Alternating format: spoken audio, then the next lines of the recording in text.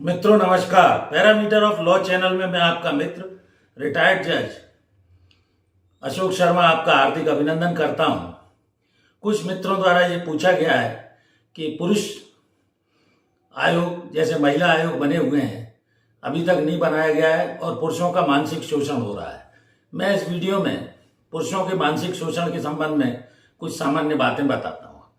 प्रायः हिंदू विवाह अधिनियम के अंतर्गत या अन्य किसी भी धर्म संप्रदाय के अधीन जब शादी हो जाती है, मैट्रिमोनियल मैरिज हो जाती है, शादी होने के बाद कभी कभी छोटी छोटी बातों को लेकर मामला कोर्ट कचहरी तक पहुंच जाता है, महिला आयोग तक पहुंच जाता है।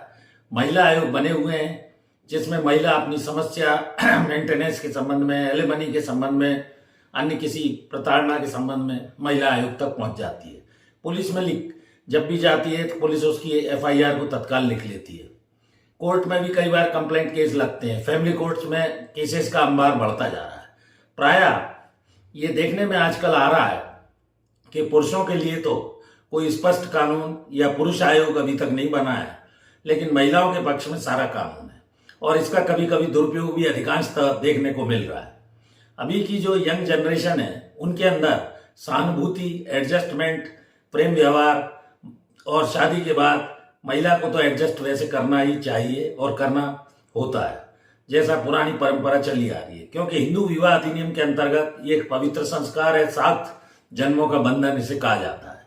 लेकिन आजकल जो देखने में प्रायः आ रहा है उसका कारण ये है कि लोग एडजस्टमेंट नहीं करना चाहते हैं। कई महिलाएं घर का काम, झाड़ू पोंछे से लेकर बर्तन, वैसे तो पति हर एक का ये कर्तव्य है कि वो उसको सुख सुविधा पूरी तरह दे, लेकिन कई ऐसी परिस्थितियां विषम आ जाती हैं, पति की कमाई नहीं है, कोई ऐसे कारण है, तो भी महिला छोटी छोटी बातों को लेकर कई महिलाएं उन्हें प्रताड़ित करने लगती हैं। वो शारीरिक रूप से, मानसिक रूप से उन्हें प्रताड़ना देती हैं और उसका कारण ये स्थिति होती है कि वो केसेस जो महिला से संबंधित, चाहे मेंटेनेंस हो, एलिमनी हो, डोमेस्टिक वायलेंस हो, ये सब केसेस या जुडिशियल सेपरेशन का हो या डाइवोर्स का हो, केसेस का अंबार कोर्ट में लगता जा रहा है।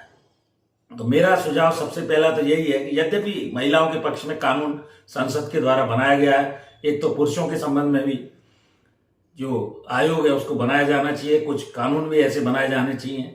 क्योंकि ये जो मानसिक प्रताड़ना होती है, जैसे अतुल सुभाष का भी हाल ही में केस हुआ था जो बड़ा इंपॉर्टेंट है, उसके ऊपर करीब 8-9 केस लाद दिए गए। स्थिति ये हुई कि अंततः पढ़े लिखे इंजीनियर के द्वारा सुसाइड कमिट किया गया। कई ऐसी और घटनाएं भी बाद में हो चुकी हैं और पहले भी हो चुकी हैं। तो ऐसी सब स्थितियों को देखते हुए एक तो पुरुष आयोग का गठन किया जाए, पुरुषों के संबंध में भी कुछ कानून बनाए जाएं। दूसरा, पति और पत्नी, मैंने कई वीडियोस भी बनाए हुए हैं, का जो संबंध है वो एक दूसरे का पारस्परिक प्रेम, परिवार का निर्माण, अगर संयुक्त रहते हैं तो भी और अकेला पुरुष पत्नी के साथ शादी के बाद रहता है तो भी, दोनों का ये दायित्व है कि एक दूसरे के सामंजस्य से गाड़ी को आगे बढ़ाएं, ना कि झूठे मामलों में कोर्ट कचहरी तक जाएं, महिला आयोग तक जाएं या अन्य किसी फोरम तक जाएं।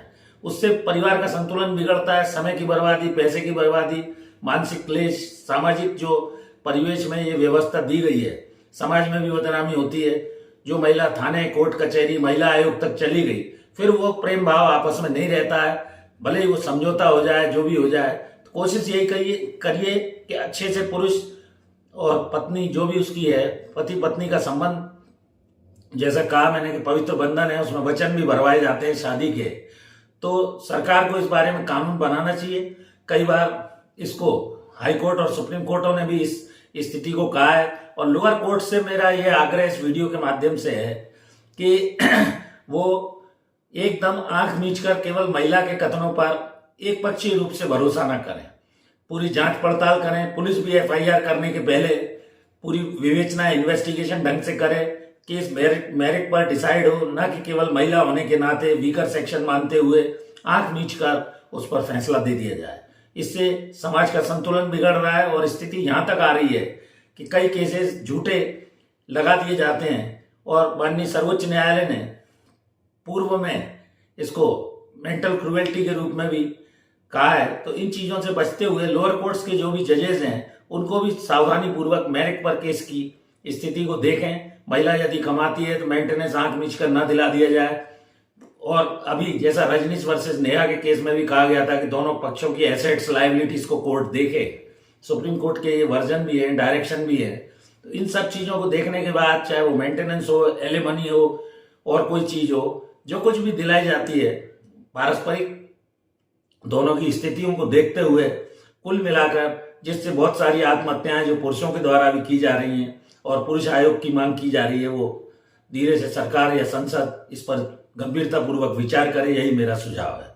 तो इस तरह मैंने पुरुषों की भी मानसिक प्रताड़ना को बहुतों से सुना है, और इतना कई बार पुरुष प्रताड़ित हो जाता है, पीड़ित हो जाता है कि उसके पास आत्महत्या करने के अलावा अन्य कोई विकल्प नहीं रह जाता है। तो इस वीडियो को बनाने का मेरा यही मुख्य उद्देश्य है कि सामाजिक संतुलन बना रहे। शादी से कई लोग घबराने लगे हैं कि शादी करने के बाद कहीं सास ससुर, उसकी ननद, भौजाई, देवर को कोर्ट में न घसीट दिया जाए। और कई जगह ऐसा देखने में भी कुछ राज्यों में, प्रांतों में आ रहा है कि पुरुष उसमें प्रताड़ित होकर मानसिक रूप से और आत्महत्या कर रहे हैं। तो मेरा यही सुझाव है कि परिवार एक जो भी है, शादी के बाद हर व्यक्ति अपने बंधन में बन जाता है। अच्छे से रहिए, प्रेम भाव से रहिए, छोटी छोटी बातों पर डाइवोर्स तक स्थिति न जाए।